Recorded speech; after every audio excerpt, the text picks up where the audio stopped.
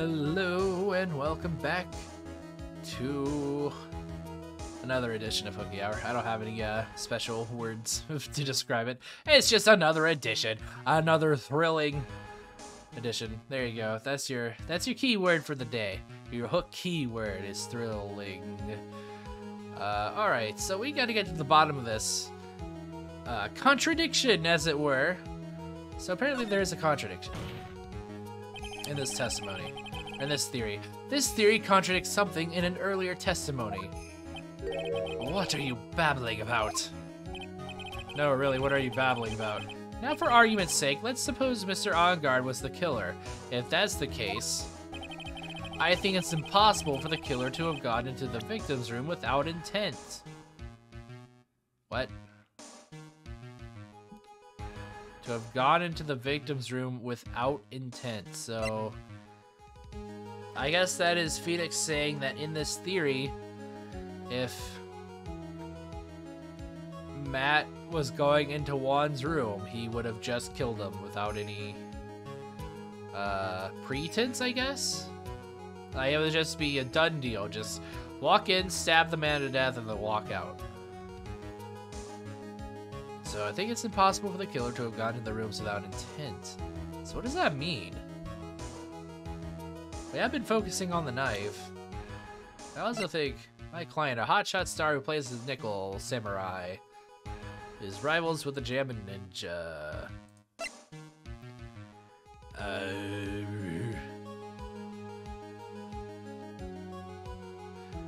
have gone into the victim's room without intent. So it's either a man on guard, that's how prevents in his profile, or the knife, because the knife would help with the intent, I guess. Is that what we're going for?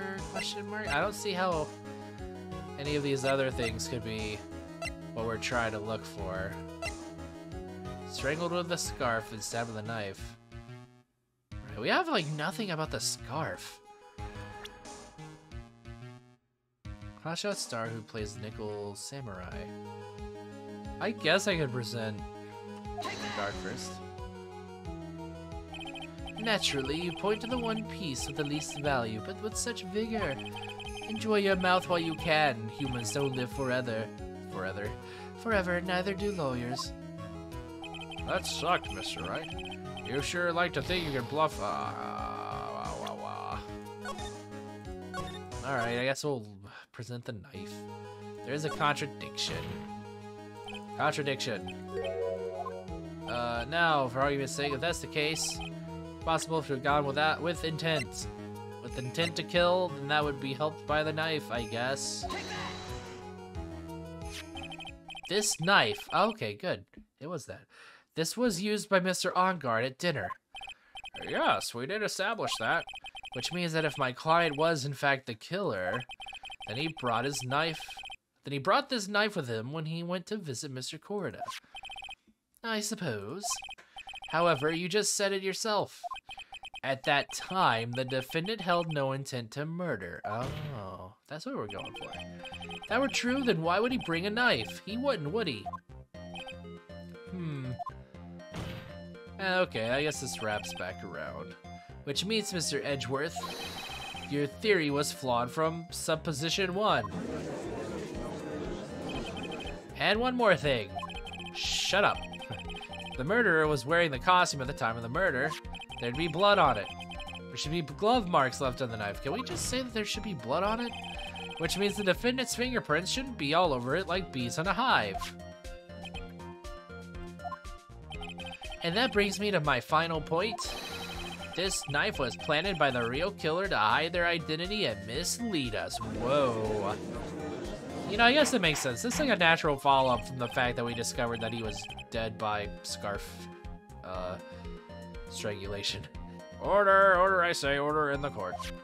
Was this knife really planted by the killer? Why would the murderer do such a thing? Oh, that's right, it did come from his room. To frame Matt OnGuard, I think. Yeah, that's right, the knife did come from our boy's, hotel room. It was missing. So of course he would have used it to like eat his food. Oh, that does point to Miss Andrews, doesn't it? Him or her being with him. Oh man, okay. Frame Matt on guard. It's to frame my client, Mr. On Guard, of course. A frame? Aren't you forcing the interpretation just a little too hard on this one? But we just established that the witness saw the Nickel Samurai in costume, and if that were true, then there shouldn't be a single fingerprint on this knife. Grr. Witness? Looks like I've made your life a tiny bit more difficult, Edgy Poo.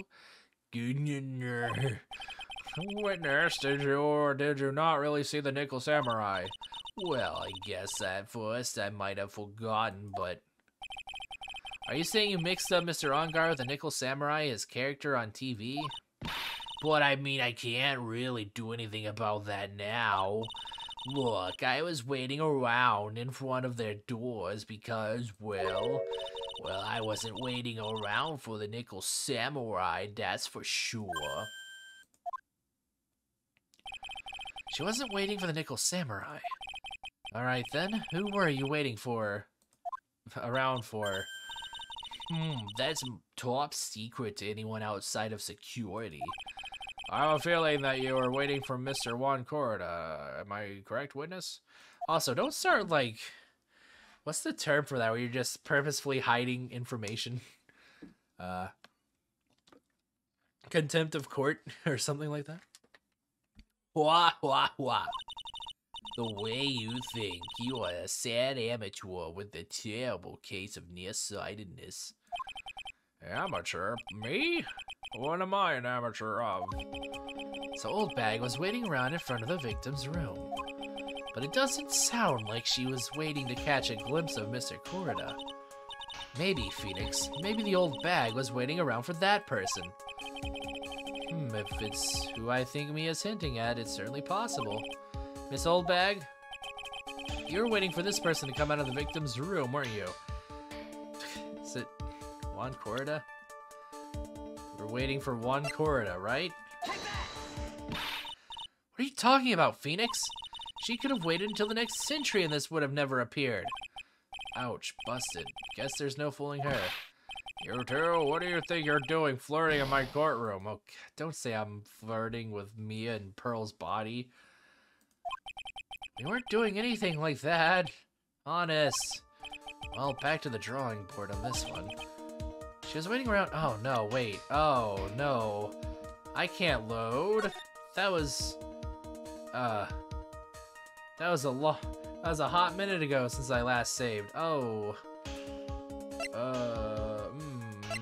Damn it. Well, I guess I'm not getting that life back. Alright, well, time to save. There we go. Yeah, that was 9 minutes ago. No way I'm just restarting the episode off that. Alright, whatever. You'll lose some, I guess. Waiting around in front of the victim's room, but it doesn't sound like... Oh, right. Okay. Miss Old Bag, you were waiting for this person to come out of the victim's room, weren't you? So if it wasn't Juan, and it wasn't Mr. On Guard, then the other person allegedly at the scene of the crime that may have been pulling the strings that we might think is the murderer is Miss Andrews. Who is this person? This is Adrian Andrews, Mr. On Guard's manager. Well, why would the defendant's manager be in the victim's room? Miss Ada, I don't know. Ada Andrews. I'm trying to say, make a pun out of Ace Attorney again, but it's not working. Excuse me. It seems that this is the latest rumor in the circulation, Your Honor. Oh my God. No way. They've got you in here, Phoenix. So you're flirting with pearls? What are you? Alright, I'm sorry. Well, this is, I see. The judge seems to be really into the article, if it could be called such a thing. Oh, this is some excellent smut. And this manager with the initials AA, are you saying it's Ace Attorney? Adrian Andrews. Without a doubt, the witness thought so as well. Looks like you found me out. Well, that's fine. I could throw away this whole sworn to confidentiality stuff then. Witness? What are you, what in the world? Watch out, Phoenix. I've got a bad feeling about this. A very bad feeling. I got some information. Some very secret information from a certain source. So that's why I was doing a little investigation on my own. In secret, of course. But what for? Well, just for myself. Personal reasons and all that. Tampering with the crime scene. Well, Mr. Edgeworth, how will you proceed from here? I really don't want to do this. However, I cannot simply let this point slide. Well then, witness, please testify about this secret information. Get ready. This is going to take the wind out of you young'uns. I am sure we're all capable of handling this. Really, it's not like we're 10 years old. Ah, jeez, Phoenix. Alright, secret information. That on God is one evil, evil man. He thought he could ruin poor Juan by causing a huge scandal. So to do that, he sent his own manager to get in close with Juan. I cannot condone such dirty tricks, so I took action. Oh, and this is top secret, you got that? Oh my gosh, but okay? I'm gonna bring back the puppet character. Whenever I yawn. The defendant sent his manager. What did it say? So topic for this court. What? Nobody's above gossip. And isn't there a saying? The truth is never pleasant. Never heard that one before. Mr. Edgeworth, what about this Adrian Powers? Adrian Powers? Who the I guess I was just thinking about, like, Mr. X-Man himself. Will Powers. I don't know why I put Adrian Power. Who would Adrian Powers be? We have looked into this matter and found that the truth the article proposes is in fact baseless gossip. But should this be true, then this proves that the defendant did bear ill will towards the victim. So this means I have to smash this rumor once and for all. Now then, Mr. Wright, you may cross-examine the witness. Be careful, the old bag seems rather excited right now. That's right, On God is nothing but your average foul-mouthed, blooded youth. Well, as the old saying goes, you gotta burn old bags with fire? Time to fire up the afterburners and hit the highway to the danger zone. God, I feel like I'm reading some... Just sometimes the lines do feel like they're from like a bad script, and I'm just reading them out loud in the most plain voice. Very funny, but also, man.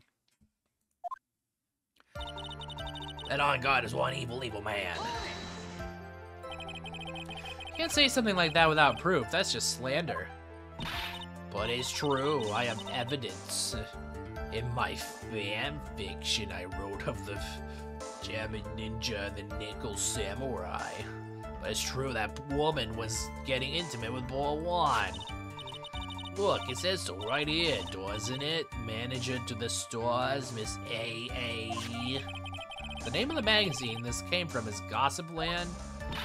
What? Are you saying that gossip is all just a pack of lies? Exaggerated truths and probably lies, yes. What do you know? I suppose you'll swear to me that the news is 100% truth. Oh, she kind of got a point, though. Honestly, Sonny, you can't discriminate between the news and gossip. Yes, discrimination is bad, you asshole. Discriminate? When did I do anything like that? Anyway, okay. Sorry, not my line. Anyway, On God would never get me to say touche. What? Thought he could one poor Juan by ruining him by causing a huge scandal. Scandal? What do you mean by that? You're a dim-witted one, aren't you? I can't believe you don't know what a scandal is. Honestly, what are they teaching kids in middle school these days? No, I wasn't asking what the word scandal means. Even I know that much. Being caught up in a few. Well, that on-guard thought he could own a monopoly on popularity. So to do that, he sent his own manager to get in close with one. You don't have any proof that Mr. Onguard did any such thing. You must be suffering from shock, the shock of hearing the truth. And now, since you're in such a shock, you can't do anything right. You're right, I can't do anything, but boy, do I wish I could do something about you. Take her away. She's the murderer. All right then, Sonny, show me what you got. Can you show me proof that Onguard didn't bear any ill will towards one?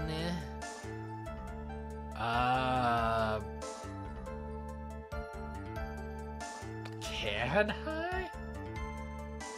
I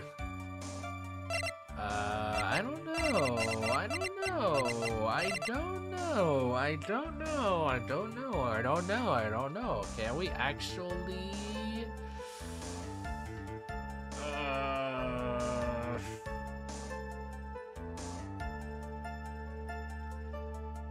I don't know if we can. Like, what do we say to that? Like, no?